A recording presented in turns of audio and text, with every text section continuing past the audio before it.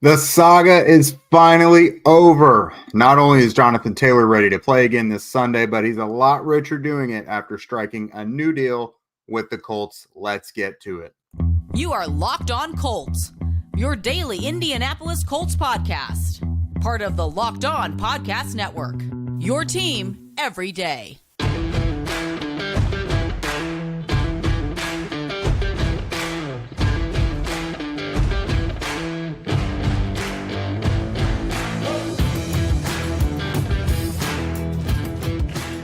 All right, thanks for joining for this special breaking news edition of Locked On Colts.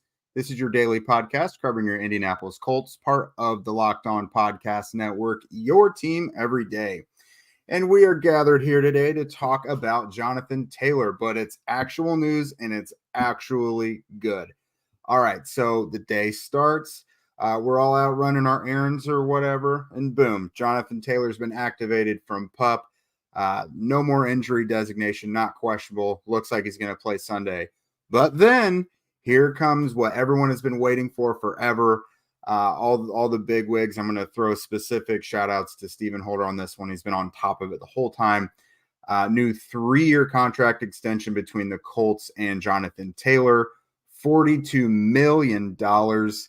And boy, that's a big chunk of change. It finally mends fences between both sides. So we're obviously going to talk about that new contract here, what it means for the Colts, the offense, Anthony Richardson, all that long term.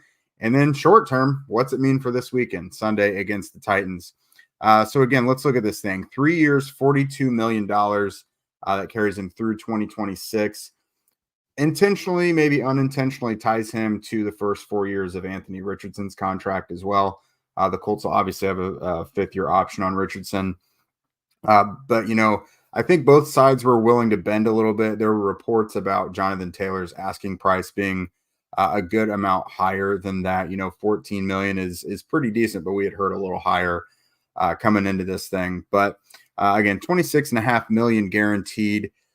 This contract in general is in terms of average is the third highest in the NFL, only behind Christian McCaffrey and Alvin Kamara. It's the second most in guarantees, only behind McCaffrey. So the Colts definitely find some figures that give Jonathan Taylor the assurance that they think he is a phenomenal player. Taylor perhaps bends a little bit, but still, I think this is good for all sides. The Colts saying that they didn't want to give any contract extensions just based on the whole we won 4 games thing last year, that kind of threw me off a little bit because what, does no one else on that 4-win team get a contract extension either? I just didn't love that answer. And in terms of we got a new head coach, new offense, Jonathan Taylor fits into every offense, So good thing that these two sides were able to get this whole thing fixed because we all could see the potential here of what this could do for the next few years with Shane Steichen calling the shots and Jonathan Taylor in a backfield with Anthony Richardson. The whole thing right there is just, it's really enticing. It makes the Colts very, very dangerous. And now knowing Taylor's future, that he's a Colt for at least the next few years, it gives some definition to expectations for the Colts. Because I feel like, yes, a lot of people thought this was a young team. But one of the biggest question marks about forecasting how good the Colts would be is, yeah, but we got to see how good this offense is going to be without Jonathan Taylor. And now we don't have to worry anymore. After 4 games, we're now into week 5. Taylor will be rejoining, and it's time to move on. All the drama from the past is hopefully behind them. We talked to Taylor this week, and it was really awkward, and there wasn't anything of substance said regarding this whole drama. Maybe after the game on Sunday, we can get in the locker room and maybe we can get some more details from guys, more than just, this thing is in the past. So that'll be good. Again, this whole thing has been going on for months. It's really been the dominating storyline around the Colts, and it hasn't been a positive one. I know the Colts have really wanted to focus on the excitement surrounding Shane Steichen and Anthony Richardson. And now the big cloud that's been hanging over them, they can just throw it behind them and they can move forward. So here in a second, we're going to look at what this all looks like long term. But first, a word from our friends. Everyone should be empowered to care for themselves and their loved ones during the unexpected, and that's why Jace Medical offers the Jace Case. The Jace Case provides 5 life-saving antibiotics for emergency use and gives you peace of mind so that you're not just hoping that you have access to medication in an emergency. Jace Medical makes sure that you have the medication in hand. Jace Medical is simple. They handle everything from the online evaluation to licensed pharmacy medication delivery and ongoing consultation and care. Don't get caught underprepared. Get $20 off on these life-saving antibiotics today from Jace Medical by using our code LOCKEDON at checkout on jacemedical.com.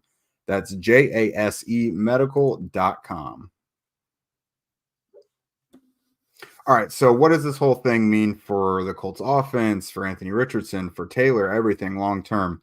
Well, for right now, Anthony Richardson was your biggest threat in the backfield, and Zach Moss has been awesome. He's had at minimum 70 yards from scrimmage in these 7 games, being the Colts, go-to running back, and he's really been a bell cow for the Colts since being appointed that.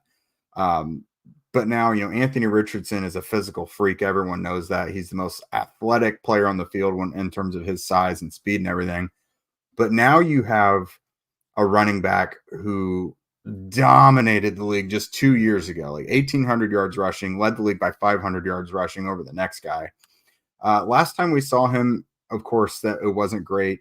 The ankle injury plagued him all last season. And to me now, he's obviously passed all the medical stuff now. He's passed a physical. He's gotten activated off of PUP.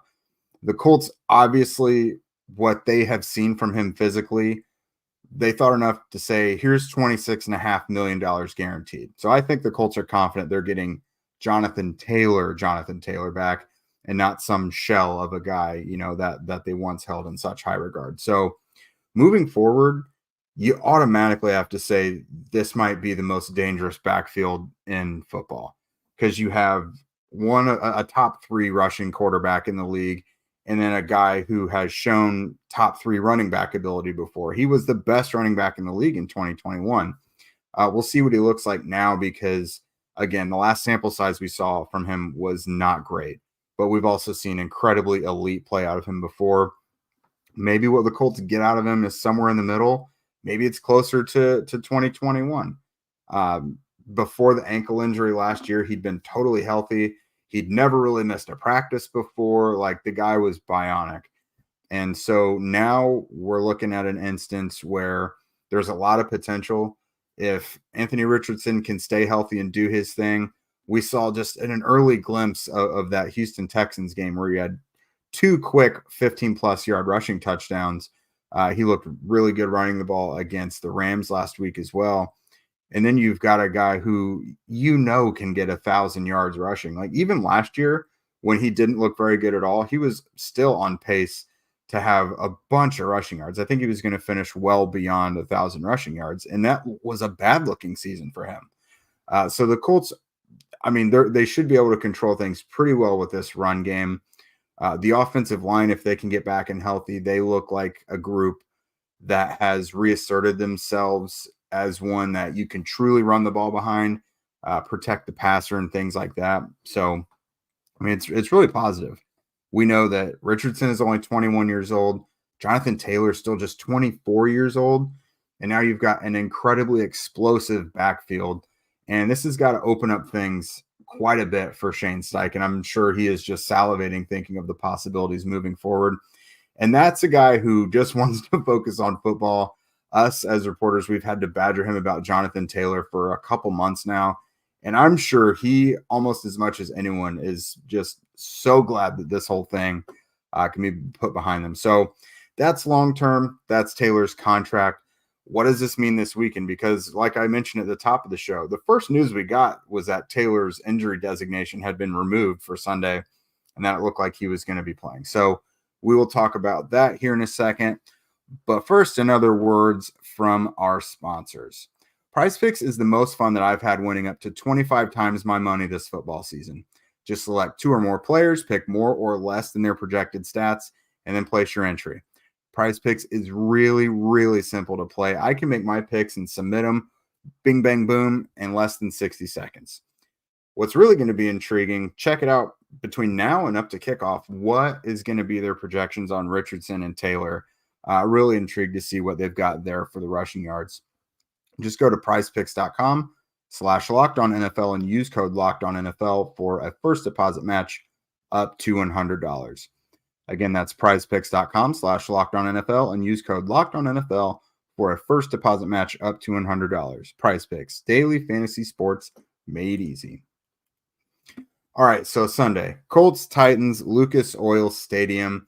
This game just had a bunch more juice added to it because, looking into this, it was, is Jonathan Taylor going to play? I don't know. The Colts are really banged up. Now, knowing that Taylor has got a new contract, knowing that it looks like he's got the green light to play, I think everyone, all of you who are going to be there at Lucas Oil Stadium are going to be fired up. I think it's going to be an awesome atmosphere. And that's what they're going to need to beat this thing against the Titans. The Titans have won the last 5 against the Colts, including 6 of the last 7. I mean, do you guys remember the days when, those were hard-fought games, but by no means did the Titans really ever own that matchup. Peyton Manning was good against everybody, but Peyton dictated that matchup. Andrew Luck was 11-0, but ever since Andrew retired, it's just been all Titans. And that's probably the Colts fans' most hated rival within the division, non-Patriots. So it's really time for the Colts to flip this against the Titans. Again, I think everyone in the building tomorrow is going to be really ready for that. Now, that's going to be easier said than done because Tennessee is really good against the run. They're 4th overall against the run. They're only allowing 70 yards per game, and they're 1st in yards per carry, which is an even more telling metric. Just 2.9 yards per carry. Now, I'm going to add a couple asterisks to this. That's probably going to come back and bite me. They played the Saints without Alvin Kamara, the Chargers without Austin Eckler, the Browns without Nick Chubb, and then they played the Bengals, who they were just killing the whole time, basically. The Bengals who were having to play from behind by a wide margin, basically, for 3 quarters. So the Tennessee Titans have not yet faced a backfield like this, because I want to throw Zach Moss into this as well. Because I also don't think Zach Moss is probably still going to be the primary running back in this one, if I had to guess. I don't think they're just going to throw Taylor in there and give him 20 carries. So I think Zach Moss, Jonathan Taylor, Anthony Richardson, that's a very interesting backfield that Tennessee's going to have to play. And they're doing it without one of their best run defenders, T.R. Tart. He's going to be out with an injury. That's a huge break for the Colts. Tart has been a thorn in their side every matchup, it seems like, for the last few years. He just wreaks havoc on them up front. He's always penetrating the backfield, and it just seems like they have so many problems with him. So they kind of get a break there with him being out. Now, the Colts, I mentioned, the Titans haven't necessarily faced a backfield like this yet. Over the last 3 weeks, the Colts are averaging 132.7 yards on the ground. That is pretty good. Zach Moss himself, he's got 280 yards now. He missed week 1. If he would have played week 1, all it would have taken him was 35 yards to currently be in the top 5 in the NFL in rushing.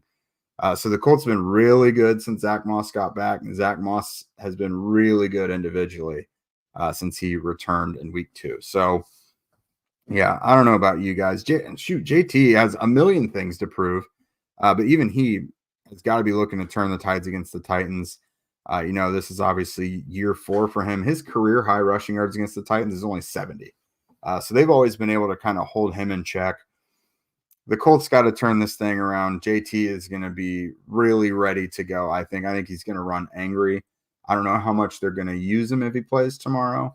But shoot, this matchup just got a whole lot more intriguing. I think, again, everyone who's going to be there at Lucas Oil Stadium is going to be really, really ready for this as well. I'm ready. So I don't know about you guys. Let's get back to our Saturday, because I was out running errands before all this came back. So I'm going to go get the burger that I intended to go get when all this started happening. So if you guys don't already, follow at Locked On Colts, at Jake Arthur NFL, and at Zach Hicks 2 on Twitter. Also, please be sure to subscribe to us on YouTube and wherever you listen to podcasts. Get those ratings and reviews in. We always love those. It helps us get up the charts. And with that, I will see you guys tomorrow before the game at Nevermore, and then we will bring you coverage immediately after the game as well.